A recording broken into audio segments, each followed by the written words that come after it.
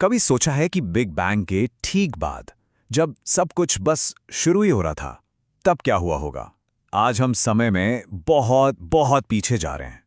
एक ऐसी कहानी सुनने जो ब्रह्मांड की पहली सबसे बड़ी तबाही की है।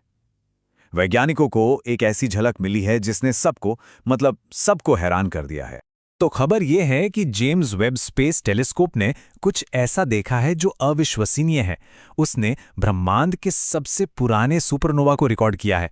मतलब एक तारे को मरते हुए देखा है। एक ऐसा तारा जो तब फटा जब ब्रह्मांड बिल्कुल बच्चा था। और ये घटना कब हुई? आज से लगभग 13 अरब साल पहले। जरा इस नंबर को समझिए। उस वक्त ब्रह्मांड की उम्र सिर्फ 73 करोड़ साल थी। ये वो टाइम था जब पहली गैलेक्सीज और पहले सितारे बस बन ही रहे थे।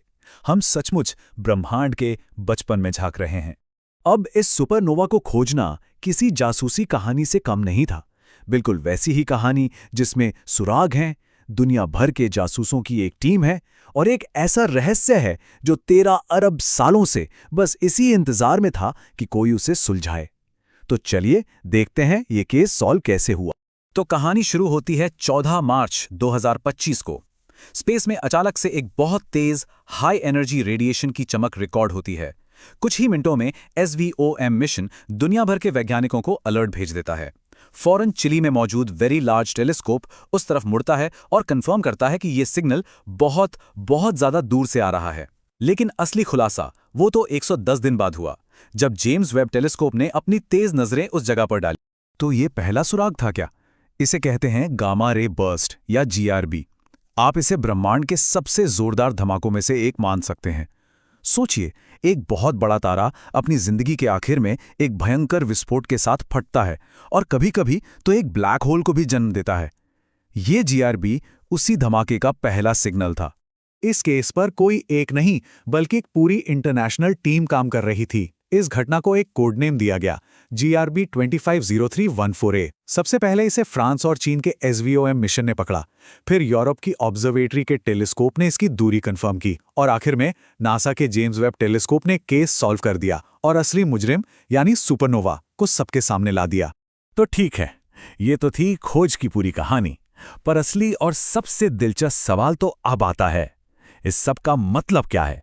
इस एक खोज से हमें ब्रह्मांड के बारे में ऐसा क्या पता चलता है जो हम पहले नहीं जानते थे?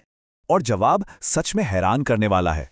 वैज्ञानिकों को लगता था कि शायद ब्रह्मांड के जो पहले सितारे थे वो किसी अलग, ज्यादा अजीब तरीके से मरते होंगे।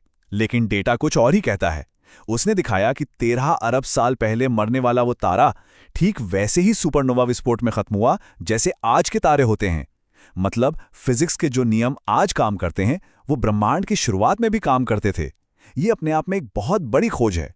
अच्छा, इसे और अच्छे से समझने के लिए वैज्ञानिकों ने इस पुराने सुपरनोवा की तुलना एक जाने-माने मॉडर्न सुपरनोवा SN 1998 BW से की। और जानते हैं क्या हुआ?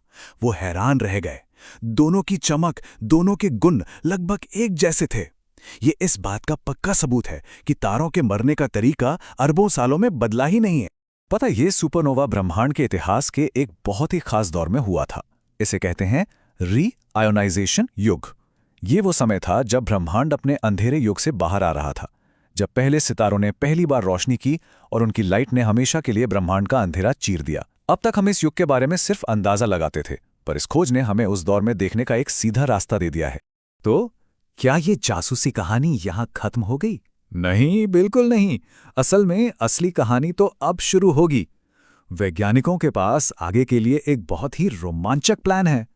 प्लान ये है कि अब कुछ साल इंतजार किया जाएगा। क्यों? क्योंकि अभी सुपरनोवा के धमाके की रोशनी इतनी तेज है कि उसने अपनी मेजबान गैलेक्सी को पूरी तरह से ढक लिया है।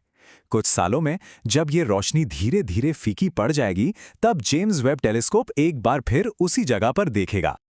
और यहीं पर हम एक बहुत बड़े सवाल के साथ रुकते हैं।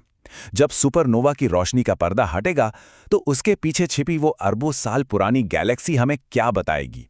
वो हमें ब्रह्मांड की पहली सुबह के बारे में, पहले सितारों के बारे में और शायद खुद हमारे वजूद के बारे में कौन से नए राज बताएगी?